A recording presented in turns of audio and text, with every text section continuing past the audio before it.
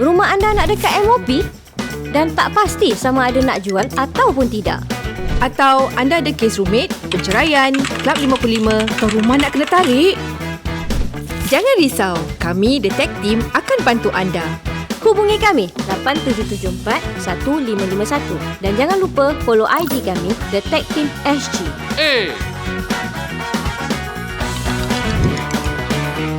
Cepatlah, dah pukul berapa? Kata nak pergi viewing. Selamat menonton ya guys.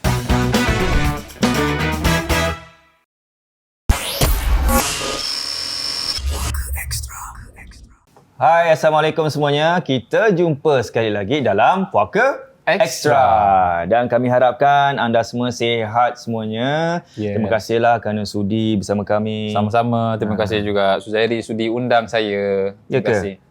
Kan cakap terima kasih kerana masih lagi kat sini. Kan dah cakap. Okay, mungkin kita nak terima kasih juga untuk sponsor kami iaitu The Tech Team SG. Dan bagi anda juga di luar sana, kalau boleh jangan skip advertisement semua kat sini sebab itu merupakan pendapatan kita secara tak langsung. Betul. Ya, kalau yang nak support kita juga boleh beli merch macam Ustaz pakai ni semua, macam kita pakai ni semua. Selesa. Bomber jacket. Sedap. Beli kat mana tu? Kat Puaka lah. Macam mana? PuakaSG.com.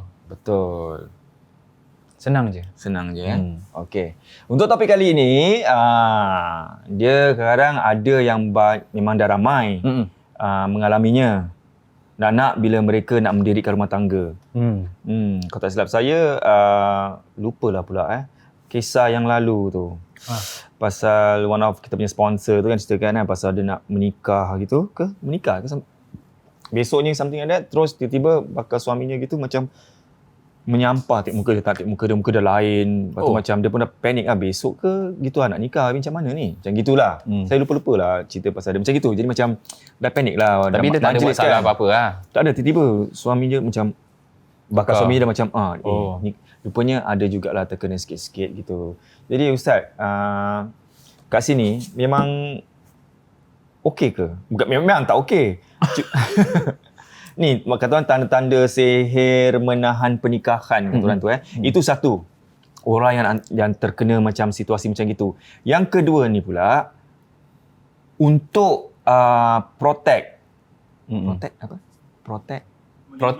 untuk melindungi hubungan mereka kan yang nak menikah ni semua, antara salah satu pasangan tu dia macam baca something ke gitu-gitu, jadi si pasangan tu tak akan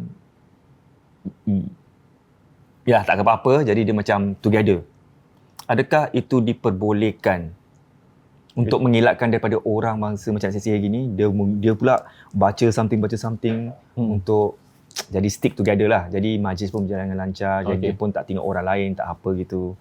Okey. Adakah itu antara sihir juga ke macam mana? Depends on apa yang dia baca. Kalau contohnya dia minta dengan Allah Subhanahu Wa Taala agar disatukan hati mereka sebagaimana Allah Subhanahu Wa Taala satukan hatinya Rasulullah SAW bersama dengan Sayyidatina Khadijah, kemudian dengan Nabi Yusuf, dengan Zulaikha. Itu diperbolehkan, tak ada masalah seperti itu. Kita minta dengan Allah Subhanahu Wa Taala. Tapi kalau dia sanggup untuk sihir dia punya bakal dia dengan mentera-mentera tertentu ataupun dengan minyak bulu perindu ke, itu yang tak diperbolehkan. So maknanya biar dia melekat tu. Maknanya bila dia tunang tu, dia tak tengok lelaki lain lah, dia tak apa semua, dia akan turut kata dan lain-lainnya. Sehingga ke pelaminan. So itu dia punya niat dia lah. Walaupun niat baik, tapi cara seperti itu yang salah, yang tak diperbolehkan. So kalau kembali lagi pada yang pertama tadi tu, tentang yang pernikahan. Ada tak sihir yang untuk menghalang seorang itu untuk bernikah? Yes, ada. Dia bukan hanya dia punya tujuan dia pernikahan tau. Dia ketika masuk ke jenjang pernikahan yang halal. Jenjang ke jenjang? Jenjang. Pernah dengar kata jenjang? Tak. Jenjang tu stage. Jenjang. Indonesia jenjang. Indonesia jenjang. Boleh lah, sama lah. Ke Idea macam saya tak tahu. okey. Ke stage pernikahan. Sebab ketika seorang tu bernikah, maka dia akan ada halal. Okey. So dia masuk ke halal. So itu yang jin tersebut ataupun orang tersebut tak nak. Contohnya disebabkan mungkin itu adalah bekas pasangan dia.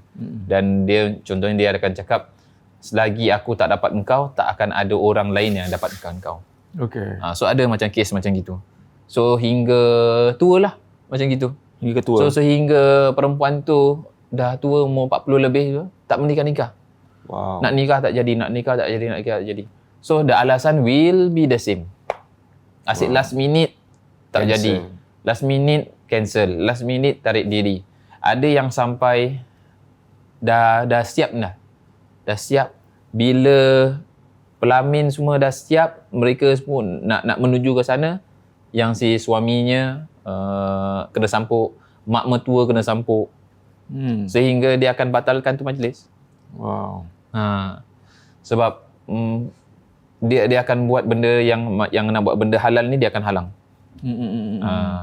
So that's the thing, yang ada jenis sihir yang seperti ini. Dan ada juga kat Singapura, ramai kat Singapura macam ini tau.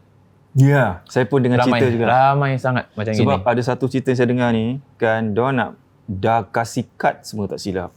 Dah kasih kad and dah plan nak kahwin dalam 2 bulan gitu, ke sebulan gitu. Terus adalah orang ketiga, mungkin kahin lah. Kahin. Memberi nasihat kepada salah satu pihak yang mengatakan pihak sebelah satu tu pun telah menggunakan something untuk mereka together. So itu satu fitnah. Sebab yang dengar ni, yang kena fitnah ni macam terperanjat. Kenapa berbual pasal orang kedua orang tua dia? Macam gitu kan. Jadi sampai terus dah berpecah. Macam dah tak samalah. Itulah, hati-hati lah. Dia macam itu, it's hard. Kadang-kadang itu masalah dia. Masalah dia apa tahu, kita dengar dengan orang-orang macam perubat-perubat ni, tapi dia tak pernah jumpa dengan orang side sana pun. Dia bilang dia scan, dia tahu ni orang ada gangguan ataupun ni orang ada pakai barang ke apa. Masalahnya scan, macam mana nak scan dalam Islam? You duduk kat situ, you ruqyah. Itu namanya scan. So bukan adanya scan daripada jauh ataupun tengok daripada gambar, oh ni ada ni macam gini, ada ni macam gitu, ada macam gini, dia pakai ini, pakai itu. So banyak kes yang saya selalu dapat adalah daripada tukang obat bagi tahu yang keluarga suami saya ada saka. Sehingga keluarganya jadi gaduh. Yalah. Kenapa simpan saka? Kita tak tahu, kita tak ada saka, tak ada apa semua. Nenek kita semua orang-orang baik, tak ada saka, solat semua okey, apa ni semua. Jadi yang pergaduhan. Bila dah bergaduh, nak cerai. Itu sebetulnya tujuan dia. Mencerai beraikan, menghancurkan sebuah keluarga. So, ketika saya datang untuk ruqyah, tak ada langsung ciri-ciri, tak ada langsung tanda-tanda gangguan pun. Apalagi kalau nak cakap tentang saka, tak ada. So, itu menjadi suatu fitnah. So, maka hati-hati. Jangan terlalu dengar apa orang katakan. Kalau nak confirm, ruqyah. Setelah ruqyah, tanya juga dengan mungkin dengan nenek ataupun dengan atuk, betul ke ada saka, betul ke ada pendamping. Tanya. Sebab apa? Takutnya kita menjadi fitnah. Rupa-rupanya nenek kita, rupa-rupanya atuk kita orang soleh-soleha. Tak ada pakai benda-benda macam gini. Solat ibadahnya kuat. Kalau kita fitnah dengan dorang, cakap, oh dorang ada saka, dorang ni. Ketika you fitnah seseorang, ada dalam Al-Quran. Katakan ada, al-fitnatu asyaddu minal qatl. Maknanya apa? Fitnah itu lebih kejam, lebih besar dosanya daripada membunuh. Sebab apa? Ketika kita fitnah seseorang, maka ceritanya akan ke mana-mana. Betul. Maka dosanya akan terus menerus. Ramai orang fikir, oh pahala kan ada pahala yang jariah, maknanya pahala yang terus menerus. Jangan lupa, fitnah adalah termasuk daripada dosa yang jariah, dosa yang berterus menerus. So sampai keturunan ke bawah semua, saudara mara apa kawan-kawan semua tahu. Bilang, oh dia ni ada saka, dia ni ada saka, padahal tak ada. Maka dikatakan dosa itu yang sebetulnya lagi banyak dari pembunuhan. Ketika kita membunuh seseorang, haram, dosa, maka jatuh pada satu orang tu saja dosanya. Tapi kalau fitnah lebih banyak lagi. Dia akan merebak lagi dia punya dosa dia. Sebab itu jangan main asal fitnah. Jangan asal dengan kata orang scan sini, scan sana, bilang mak kita ada saka, nenek kita ada saka, nenek suami ada saka. Jangan percaya benda macam itu. Okay. Ruqyah aja. Sikit lagi lah, selalu kita tak miu cakap kita ni ada akal fikiran ni, kalau tukang ubat tu cakap, oh kau jangan gitu, dia tu buat kau buat gini. Kalau boleh kita sendiri tu fikirlah, kan. And satu tu pula, and one thing is, kalau you dah tahu you dah buat silap sebab termakan kata orang tengah tu, tak salah kalau awak pergi ke pihak sana untuk mohon maaf. Betul. Jangan ego sangat. Betul. Kan kita nak elakkan silaturahim. Malu memang malu, tak apalah, sedarlah sebab Sekejap bukan je pun awak. malu. Bukan awak yang itu, sebab dia disebabkan orang yang ketiga tu yang tengah mengapi-apikan. So awak tak salah sebenarnya. Ya. And satu lagi ustaz ni. Saya lupa. Apa nak cakap kan dah lupa. Baca selawat. You baca selawat, nanti dia ingat. You baca selawat je. I will talk. You baca selawat. So, kalau macam benda-benda macam ini, macam tadi, saya pun bilang, kalau dia nak pakai sebagai sihir mahabbah, maknanya biar dia cinta ada satu dengan lain, you boleh sampai ke pelaminan. You boleh sampai nikah. Siapa lelaki perempuan yang you sayang tu. Tapi ingat, bila you pakai sesuatu yang you minta pertolongan sesuatu selain daripada Allah Subhanahu Wa Taala, dia akan memudaratkan. So nampaknya sayang, tapi bila dah bernikah, dah menjadi halal, maka akan timbul gangguan-gangguan tertentu, di antaranya kebencian antara satu pasangan dengan pasangan yang lain. Dia rasa macam kita tak nak tengok muka dia, rasa macam geram, rasa macam tak nak duduk serumah dengan dia. Dia akan timbul masalah-masalah yang seperti itu tadi. Dah ingat belum? Yes. Kan? Selalu selawat. Dia kalau lupa, itu guru saya pesan. Ketika kita lupa kan, baca Allahumma salli ala sayyidina Muhammad, Allahumma salli ala sayyidina Muhammad. Nanti dia akan ingat sendiri. Alamak, lupa balik. tak, gurau. Out. Tak ada. Stop. Dia macam gini. Cut. Asal? Tak ada, main je. Oh, okey. Dia macam ni. Okey. Ustaz ada tips tak untuk macam pasangan-pasangan macam ini yang nak mendirikan rumah tangga, yang macam tadi ada problem tu, tiba-tiba besok nak menikah, hari ni pula malam tu dah jadi problem.